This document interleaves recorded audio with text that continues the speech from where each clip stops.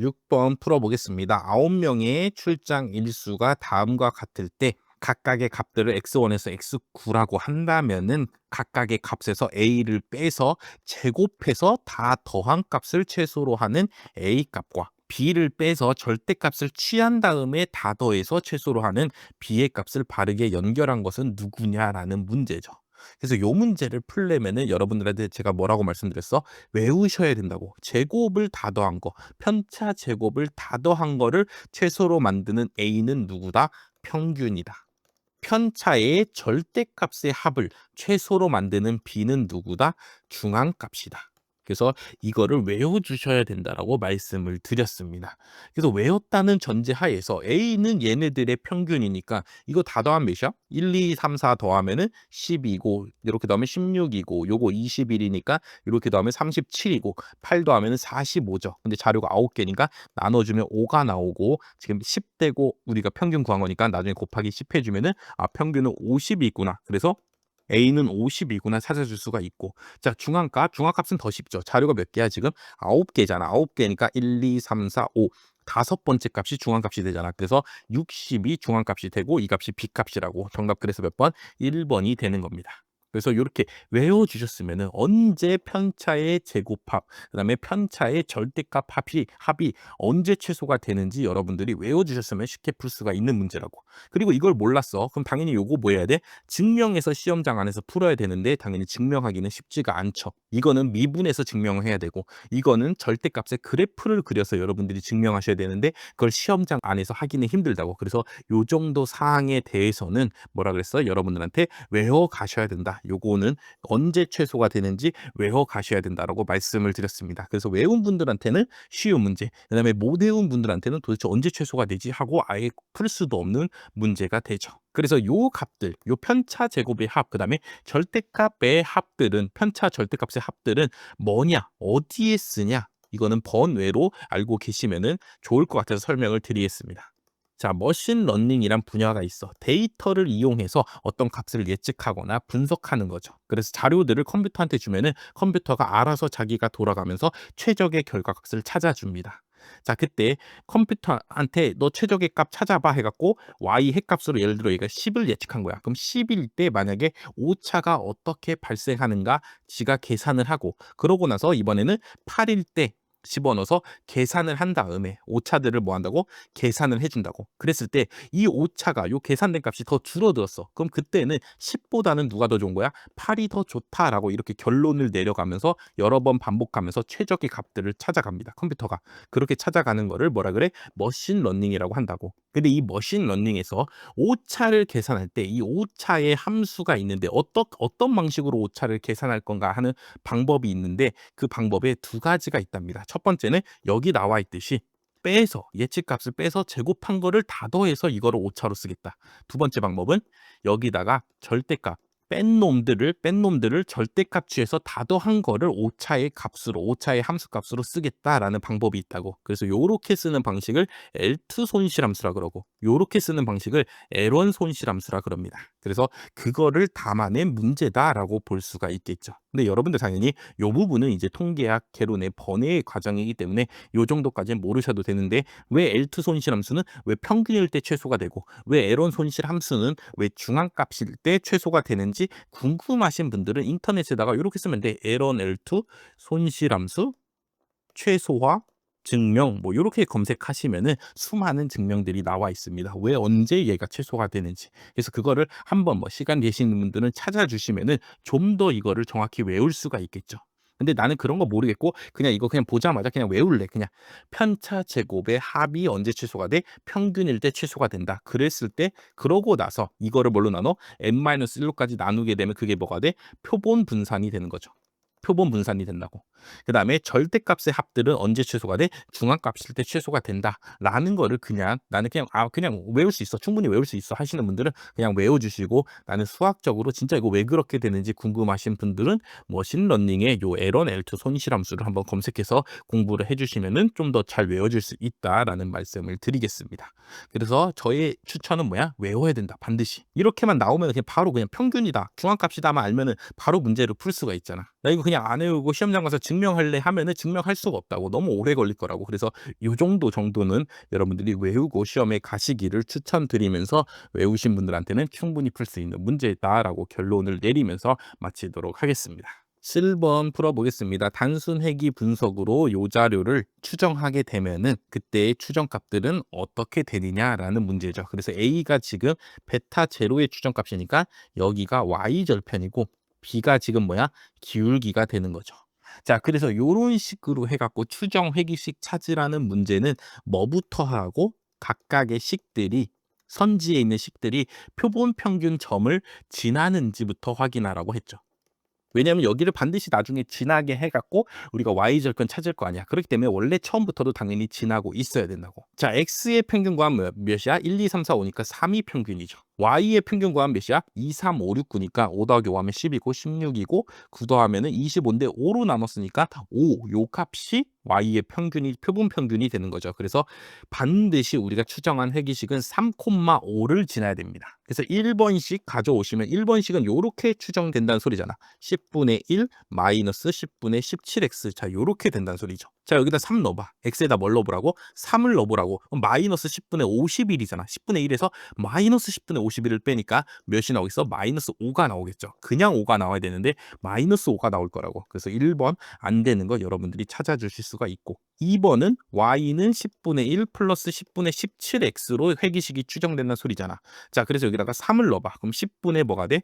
51이 되죠. 7, 3, 21에 1, 3, 3 하니까. 그럼 여기 거기다 10분의 1도 하니까 10분의 52가 될 거 아니야. 그럼 얘는 5는 아니잖아. 5.2잖아. 그렇기 때문에 2번도 안 된다는 걸 찾아줄 수가 있습니다. 그래서 3번도 당연히 안 되죠. 여기도 가뜩이나 마이너스야. 그렇죠? 마이너스니까 마이너스 5보다 더 마이너스 값이 나오겠죠. 그럼 결국 누구만 돼? 4번만 된다라는 거 알 수가 있죠. 여기다 만약에 마이너스가 돼 있으면은 아까 계산한 값이 10분의 50이었는데 거기서 10분의 1만 빼주시면은 10분의 50이 되니까 5가 나오니까 3,5 지나게 되는구나 찾아줄 수가 있죠. 결국 표본 평균 점을 지나는 애는 누구밖에 안 돼? 4번밖에 안 되니까 정답 4번이라고. 원래는 당연히 어떻게 풀어야 된다고? 요 자료들 이용해서 우리가 SXX 값이랑 SXY 값 찾아주신 다음에 이걸 이용해서 뭘 찾아야 돼? 기울기의 추정값 찾아줘야죠. 지금은 B라고 적혀있는 요 기울기의 추정값 찾고 그 다음에 Y절편 찾는 게 원래 회귀 분석의 원칙이지만 우리는 결국 정답만 맞추는 게 목적이기 때문에 정답만 맞추는 게 목적이면은 그냥 어떻게 하면 돼? 일단 표본 평균 반드시 지나야 되니까 이거 지나냐부터 체크해 주시라고. 그래서 만약에 지나는 애들이 2개가 있어. 예를 들어 2개가 있으면 그때는 이제 진짜 기울기 구해봐야죠. 근데 지금 문제처럼 1개밖에 없어. 그럼 그 1개가 뭐라고? 정답이 되는 거라고. 그래서 그렇게 해서 찾으면 되는 어떤 문제? 쉬운 문제였습니다. 8번 풀어보겠습니다. 8번. 검은 공이 6개, 흰 공이 2개 들어있는 상자에서 갑과 을이 번갈아 가면서 하나씩 공을 꺼내서 흰 공을 꺼내게 되면은 승리한답니다. 그래서 이때 꺼낸 공을 다시 집어넣고 게임을 하는 방법, 게임 A가 있고, 꺼낸 공을 다시 넣지 않고 다시 뭐 8개 중에서 하나 빼면 이제 7개만 남죠. 그럼 7개로 그 다음 사람이 뽑는 방법이 게임 B라고 했을 때 누가 이길 확률? 갑이 첫 번째 공을 갑이 꺼낸다고 했을 때 게임 A에서 갑이 이길 확률이랑 게임 B에서 갑이 이길 확률 PB를 구해서 두 확률의 차를 계산해 보라는 문제죠. 자, 그럼 PA부터 구하면 어떻게 되냐? 자, 처음 시작하자마자 흰 공을 갑이 뽑아. 그럼 첫 번째만에 바로 이길 수가 있겠죠. 그래서 처음에 바로 이길 확률이 뭐가 돼? 8분의 2가 되죠. 8개 중에서 흰 공 바로 뽑으면 이기니까. 더하기. 이번에는 갑이 몇 번째에서 이길 수 있어? 이거는 첫 번째에서 갑이 이기는 거고, 그 다음으로 갑이 세 번째에서 흰 뽑아서 이길 수가 있잖아. 그럼 첫 번째에서는 검은 공 뽑아. 그러고 나서 공을 다시 뭐해? A 과정은 다시 집어넣잖아. 그렇죠? 공을 다시 집어넣으니까 이번에는 을이 뽑는 거야. 을이 뽑는데 을이 이기면 안 되니까 을도 뭘 뽑아? 검은 공을 뽑는 거죠. 그럼 그럴 확률 8분의 6이 되죠. 곱하기 그러고 나서 이제 세 번째에서 갑이 뭐 해야 돼? 흰 공을 뽑아서 이겨야 되니까 이길 확률 8분의 2가 됩니다. 자, 이런 식으로 하면 이제 또 뭐도 있겠어? 5번째도 있고 7번째도 있고 무한히 많이 반복이 되겠죠. 예를 들어 5번째는 8분의 6을 몇 번에? 4번, 앞에서 4번 해주고 그 다음에 5번째에서 갑이 흰 공을 뽑아서 이겨주면 된다고. 그래서 이런 식으로의 확률 값들을 다 더해주시면은 PA가 나오게 되죠. 자, 그래서 PA를 다시 쓰면은 얘는 뭐냐? 첫째 항이 8분의 2고 계속해서 8분의 6의 뭐 제곱이 8분의 6이 두 개씩 계속 뭐죠? 다음 항으로 갈 때 곱해지죠. 그런 것들을 다 더하라고. 그래서 얘가 뭐가 되냐? 무한 등비급수가 됩니다. 등비수열을 무한대로 더해라. 그게 바로 무한 등비급수라고. 그래서 무한 등비급수 공식은 어떻게 되냐? 1-r분의 a가 된다고. 그래서 1-r이 뭐냐? 공비 다음 항으로 가는데 곱해지는 수라고. 다음 항으로 가는데 어떻게 곱해져? 8분의 6의 제곱이 곱해지죠. 그 다음에 그 다음 갔을 때도 8분의 6의 제곱이 곱해지니까 8분의 6의 4제곱이 되는 거 아니야. 그래서 그것 분의 a는 뭐야? 첫째 항이라고. 맨 처음의 확률. 그래서 걔는 8분의 2입니다. 자, 요거를 계산해 주시면 되겠습니다. 8분의 6은 몇이야? 4분의 3이죠.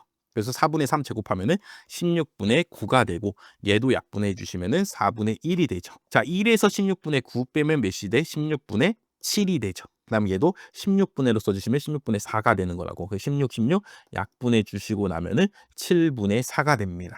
그래서 첫 번째 게임에서 갑이 이길 확률, A게임에서 갑이 이길 확률은 7분의 4입니다. 찾아주시면 되겠습니다. 자, 그럼 이제 B에서도 갑이 이길 확률을 찾아주셔야죠. 자, 이제 B게임을 할 건데, B게임은 어떻게 하는 거야? 공을 다시 안 넣는다고. 그래서 첫 번째만에 당연히 갑이 이길 확률은 똑같이 8분의 2입니다. 더하기, 이번에는 세 번째에서 갑이 이길 수도 있죠. 세 번째에서 갑이 이길 확률은 8분의 6 곱하기 검은 공 하나 줄어들어서 5개 됐어. 그 상태에서 이제 을이 뽑는데, 을이 또 검은 공 뽑아야 되니까 7분의 5가 되죠. 그래서 또 검은 공 줄어들었어. 이제 세 번째에서 뭐 해야 돼? 갑이 흰 공 뽑아서 이겨야 된다고. 그럼 6분의 2가 되죠. 자, 요런 식으로 해서 한 번 한 번씩 계속 써줄 수가 있죠. 그럼 이번엔 다섯 번째에서 갑이 이길 확률은 8분의 6 곱하기 7분의 5 곱하기 6분의 4 곱하기 5분의 3까지 했어. 그렇죠? 이렇게 해서 4개, 검은 공을 4개나 뽑았다고 벌써. 그럼 이게 2개 남았잖아. 그 중에서 이제 갑이 흰 공 뽑아서 이기는 거니까 4분의 2가 되겠죠. 더하기, 이번에 7번째에서 갑이 이길 확률 있어주겠죠. 8분의 6 곱하기 7분의 5 곱하기 6분의 4 곱하기 5분의 3 곱하기 4분의 2 곱하기 3분의 2까지 했어. 아닌가요? 3분의 2가 아닌가? 다시 해볼게요. 검은 공을 한 번, 두 번, 세 번, 네 번, 다섯 번째까지 뽑았어. 그럼 검은 공이 6개 있는데 다섯 번째까지 뽑았으니까 검은 공이 이제 한 개만 남네요. 자, 그 상태에서 또 이제 을이 또 검은 공 뽑아서 이제 갑한테 순서를 넘겨준 거야. 그럼 3분의 1이죠. 검은 공 한 개밖에 없으니까. 자, 이러고 나면은 7번째 이제 갑이 뽑을 때 되면은 주머니 안에는 뭐밖에 없어? 상자 안에는 뭐밖에 없어? 흰 공밖에 없다고. 그럼 당연히 2개 중에서 흰 공 무조건 뽑을 수 있으니까 무조건 이길 확률 1 곱해주시면 됩니다. 자, 이러고 나면은 7번째에서 게임이 끝나게 되죠. 9번째는 없죠. 공이 8개밖에 없으니까. 그래서 요거 확률들을 다 더해준 게 빅게임에서 갑이 이길 확률이 돼줍니다. 그래서 계산해 주면은 4분의 1이고, 요렇게 약분해 주시면은 56분의 10이고, 요렇게 약분해 주시면은 여기는 56분의 6이고, 약분, 나머지 약분이 안 되네요. 그럼 여기는 56분의 2가 됩니다. 다 56으로 통분하지 말고 일단 먼저 약분 또 해볼까요? 그러면은 여기는 28분의 5가 되고, 여기는 약분해 주시면은 28분의 3이 되고, 여기 약분해 주시면 28분의 1이 됩니다. 그래서 28분의로 다 맞춰주시면은 여기는 7이고, 여기는 아까 5였고, 여기는 3이었고, 여기는 1이 되죠. 7, 5, 3, 1 이렇게 2씩 줄어드는 거네요. 그래서 28분에 다 더해주시면 12, 15, 16이 되니까 4로 약분해 주시면은 7분의 4가 됩니다. 아, 그래서 빅게임에서도 갑이 이길 확률은 몇이라고? 7분의 4라고. 그래서 둘이 지금 차를 구하라 그랬으니까 둘이 빼주시면은 확률이 몇이 나와? 0이 나오는 거죠. 그래서 2번이 정답이 되는 문제였습니다. 자, 요 문제 당연히 계산이 매우 뭐에 시간이 오래 걸리죠.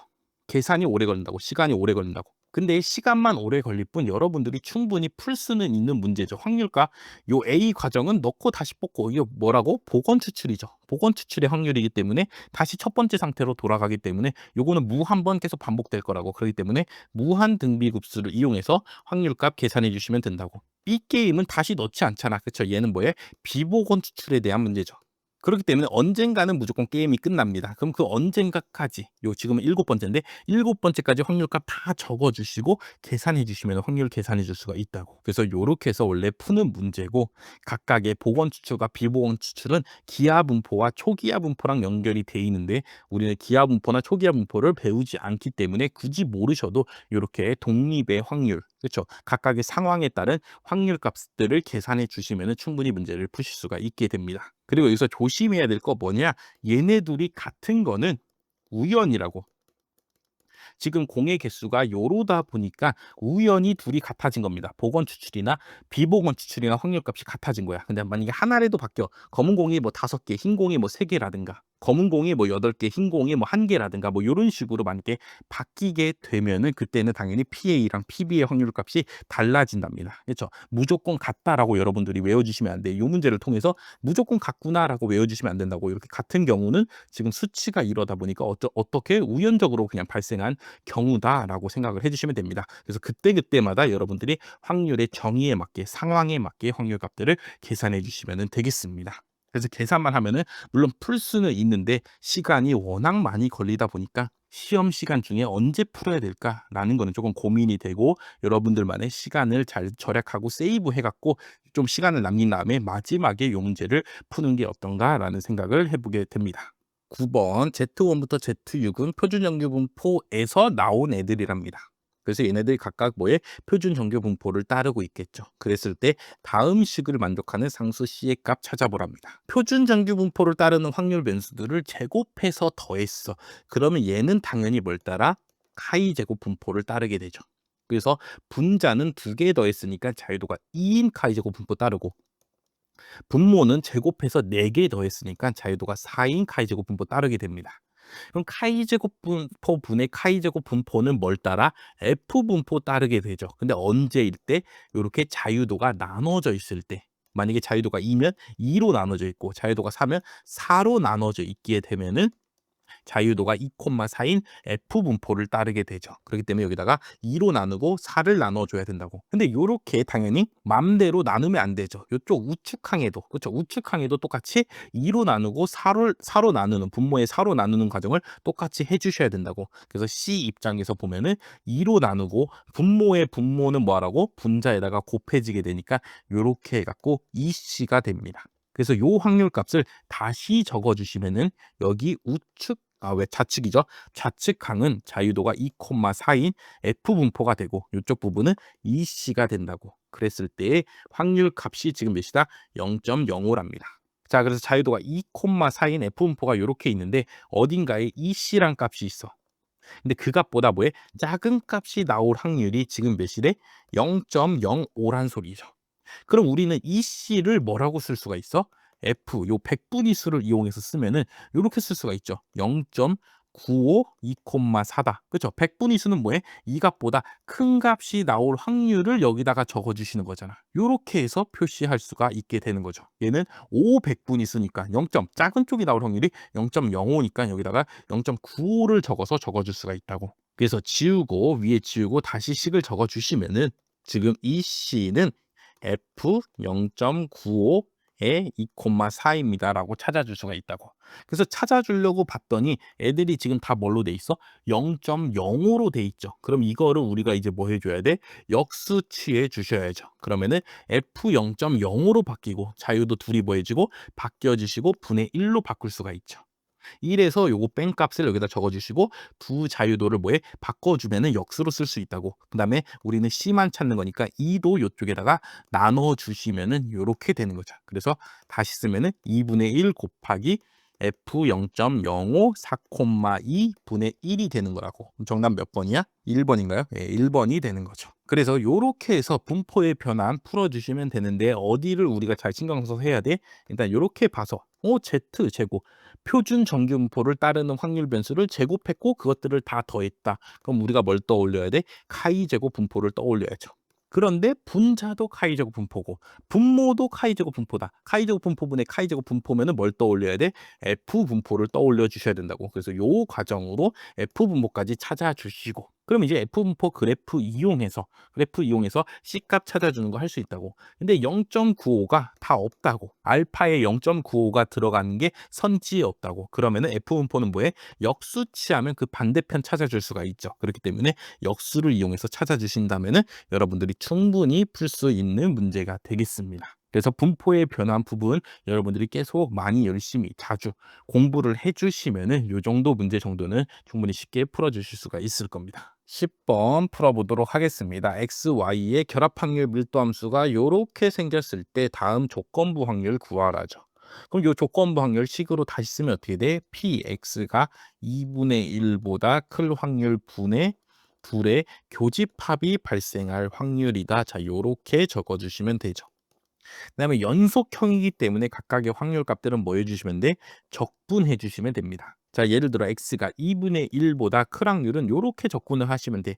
x 입장에서는 2분의 1보다 크고 둘 다 범위는 1까지밖에 못 가니까 1이다. 12xy의 1-x dx. 자, 요렇게 해서 적분을 해주시고 y 입장에 대한 조건은 없잖아. 그쵸? 여기 y에 대한 조건 없다고. 그러니까 y는 그냥 전체 범위다 해놓고 dy. 자, 요렇게 해서 확률값 계산해 주시면 됩니다. 그럼 위에 대신에 분자는 어떻게 계산해 주면 돼? 똑같이 x가 2분의 1부터 1까지 요 결합 확률 분포가 발생할 확률입니다. 적어 주시고 y는 뭐예요? y는 2분의 1까지만 갈 수 있죠. 그렇게 0에서부터 2분의 1까지만 y는 날아갈 수 있습니다. 해갖고 요거를 이제 뭐 해주시면은 계산해 주시면은 정답 찾아줄 수가 있습니다. 그래서 요렇게 해서 푸는 방법이 있고 이중 적분을 이용해서 푸는 방법이 있다. 그래서 적분은 여러분들이 나중에 한번 뭐 해보시길 바라겠습니다. 연습 삼아서. 두 번째 풀이 방법은 뭐냐? 일단 주변 확률 밀도 함수를 찾는 거야. 왜냐면 결국에 여기 밑에 분모 부분에 px가 2분의 1보다 큰 확률은 누구이냐를 찾으려면은 아까처럼 이중 적분을 그냥 해주셔도 되지만 우리가 x의 확률 밀도 함수를 알고 있으면은 얘만 그냥 한 번 적분해 주시면 되잖아. 요렇게. 그렇기 때문에 일단 fx의 주변 확률 밀도 함수부터 먼저 찾아주는 겁니다. 자, 주변 확률 밀도 함수는 어떻게 찾아? 이 결합 확률 밀도 함수를 반대 문자인 y 입장에서 다 더해 주시는 거야. y는 0부터 1까지 가능하죠. 0부터 1까지 y에 대해서 얘를 다 더해 주시라고. 그럼 y만 뭐야? 문자가 되는 거죠. 나머지들은 그냥 다 상수라고. 그래서 적분해서 상수는 뭐 할 수 있어? 앞으로 요렇게 튀어나갈 수가 있죠. 그러고 나서 y에 대해서만 적분하게 되니까 y는 적분하면은 2분의 1 y 제곱이 되고 거기서 1 넣고 0 넣고 빼는 거니까 1 넣으면 2분의 1이 되죠. 그래서 계산하시면은 6x 1-x가 됩니다. x에 대한 주변 확률 밀도 함수는 6x 1-x가 된다고. 그래서 같은 방식으로 만약에 y에 대한 주변 확률 밀도 함수도 찾아주시면은 이번엔 뭐에 x로 얘를 적분해 주시면 되죠. 자, 그러고 나면은 x만 이제 문자고 y는 앞으로 튀어나가도 되니까 12y는 밖으로 빼주시고 안에 누구만 적분해? x 곱하기 1-x만 적분해 주시라고. 자, 그래서 요건 적분하면은 여기는 x 제곱이니까 적분하게 되면은 2분의 1 x 제곱 마이너스 3분의 1 x 세제곱이 됩니다. 거기서 1 넣고 0 넣고 빼는 거니까 0은 어차피 넣었자 0이니까 1만 넣어주시면은 2분의 1 빼기 3분의 1이 되고 요거는 계산하면은 6분의 1이 되죠. 그래서 이렇게 약분이 되니까 2y가 됩니다. 결국 y의 주변 확률 밀도 함수는 2y고 x의 주변 밀도 함수는 6x 곱하기 1-x잖아. 그래서 둘이 만약에 곱했다 생각해봐. 이렇게 두 주변 확률 밀도 함수를 둘이 뭐 해주라고? 곱해 주시라고. 그럼 뭐가 돼? 12x, y, 1-x가 되죠. 결국 다시 뭐가 돼? 결합 확률 밀도가 함수가 된다고. 주변 확률 밀도 함수를 곱했더니 뭐가 돼? 결합 확률 밀도 함수가 되잖아. 그럼 그 소리는 무슨 소리야? x랑 y가 지금 뭐라고? 독립이었다는 소리죠. 요렇게 해서 독립을 찾아줄 수가 있다고. 자, 그래서 두 확률 변수가 독립인 걸 찾아주시면은 y가 2분의 1보다 작을 확률, x는 2분의 1보다 큰 상황에서 y가 2분의 1보다 작을 확률은 그냥 y가 2분의 1보다 작을 확률 구하는 거랑 똑같아지게 되죠. 왜냐하면 독립이니까 x가 뭐가 나오든 상관없이 y의 확률에는 영향을 끼치지 않는 게 독립이잖아. 그렇기 때문에 그냥 요 확률값 계산해 주시면 된다고. 그리고 y의 주변 확률 밀도 함수는 뭐야? 2y잖아. 그렇기 때문에 y는 지금 요렇게 생긴 거죠. 0부터 출발해서 y는 1까지 값을 가질 수가 있는데 fy가 2y니까 여기가 값이 몇이야? 여기가 2가 되게 요렇게 생긴 거라고. 요렇게 확률 밀도 함수가 요렇게 생겼다라는 거 찾아줄 수가 있죠. 자, 이 상황에서 2분의 1보다 작은 값이 나올 확률, 여기가 2분의 1인데 여기 넓이 말하는 거죠. 그러면은 요렇게 만들면은 총 여기에 확률이 총 몇 칸이야? 한 칸, 두 칸, 세 칸, 네 칸이 있는데 그 중에서 뭐에? 요 한 칸이 나올 확률을 계산해 주라니까 확률값은 뭐가 돼? 4분의 1이 됩니다. 정답 몇 번? 2번이 된다. 그래서 요런 방식으로도 풀 수 있다라는 말씀을 드리겠습니다. 그래서 우리가 시험 문제에 나오는 결합 확률 밀도 함수는 웬만하면 독립인 상황을 줍니다. 그래야지 문제가 조금 간단해지거든. 독립이 아니면 여러분들이 문제 푸실 때 상당히 복잡해지고 어려워지게 된다고. 그래서 지금까지 우리 시험에 나온 결합 확률 밀도 함수는 웬만하면 거의 95%가 다 독립입니다. 그래서 지금은 주변 확률 밀도 함수 우리가 직접 찾아봐서 독립인 거 찾아봤지만 여러분들이 정말 시간이 없을 때는 그냥 독립이겠구나 생각하고 그냥 요 조건부 확률 그냥 얘만 구하면 되겠구나라고 생각하고 그냥 빨리 fy, y만 찾은 다음에 여기에서 py가 2분의 1보다 작은 확률을 찾아줘야지라고 생각하고 푸셔도 정답이 맞게 됩니다. 시간이 없을 때는 그렇게 하시라는 말씀이에요. 독립인 경우만 주기 때문에 우리 시험에서. 그래서 그거는 문제 푸는 뭐 팁이었고 만약 시간이 많으시면 당연히 요 과정을 통해서 독립 찾아주셔도 되고 아까 첫 번째 써드렸듯이 이중 적분을 이용해서 진짜 그때그때 값의 확률값 다 계산해 주시 적분해서 확률값 계산해 주셔도 됩니다. 그래서 요런 의미가 있는 거고 아까 우리가 구한 확률값들 있잖아. fy는 2y였고 fx는 뭐였어? 6x 곱하기 1-x였죠. 요 확률 값들을 따르는 x랑 y는 누구냐? 바로 베타 분포를 따르는 확률 변수입니다. 요런 확률 함수를 가지는 애들이 누구라고? 베타 분포라고. 그래서 베타 분포를 응용해서 낸 문제인데 우리가 당연히 또 베타 분포 뭐에? 공부 안 하죠. 그렇죠. 베타 분포까지 공부하기에는 너무 양이 많고 베타 분포 시험에 직접적으로 나오지 않는다고. 이렇게 간접적으로는 나올 수 있지만 직접적으로는 나오지 않기 때문에 우리가 공부하진 않지만 좀 더 통계학을 깊게 아시고 싶은 분들을 위해서 드리자면 얘네들은 베타 분포의 확률 함수가 됩니다. 그래서 x랑 y는 베타 분포였다. 그냥 요거는 더 알고 싶으신 분들만 아시면 되고 어쨌든 뭐 어떤 방식으로 풀든 당연히 적분해야 되기 때문에 계산도 복잡하고 조금 어려운 문제다라고 볼 수가 있겠습니다. 그래서 어떤 방식이 됐든 여러분들 나름대로 결합 확률 밀도 함수가 나왔을 때 나는 어떻게 풀어야지, 어떻게 적분해야지 라는 원칙을 잘 세워두시기를 바라겠습니다.